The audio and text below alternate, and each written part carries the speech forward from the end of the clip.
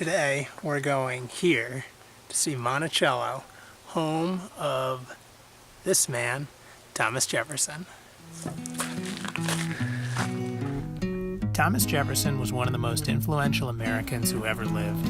He wrote much of our Declaration of Independence and later went on to serve as the third president. His face is on postage stamps, the nickel, and Mount Rushmore.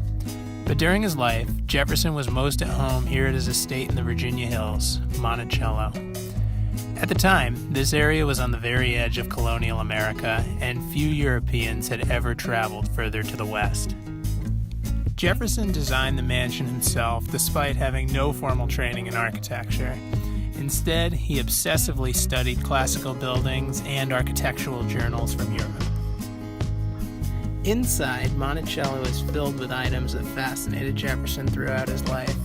There's animal skins returned from the Lewis and Clark expedition, a personal library stocked with rare books, and scientific instruments to help Jefferson better understand the world around him. He also enjoyed the finer things in life. In the basement at Monticello, there's a wine cellar, a personal garage, and a restaurant-sized kitchen to feed Jefferson's family and his numerous visitors. Jefferson devoted much of his time at Monticello to political philosophy. He was a firm believer in individual liberty, and this belief would form the basis for American democracy. It also exposed a grave moral contradiction between Jefferson's ideals and his private behavior. I'll let our tour guide explain. 2/3 of the people living here are the African Americans enslaved by Jefferson. They're working the plantation. They're also the primary builders of the great house. Come on up. We hold it to be self-evident that all men are created equal. These were Jefferson's words, but to his dying day, he failed to live up to this ideal. Jefferson owned over 600 slaves during his life.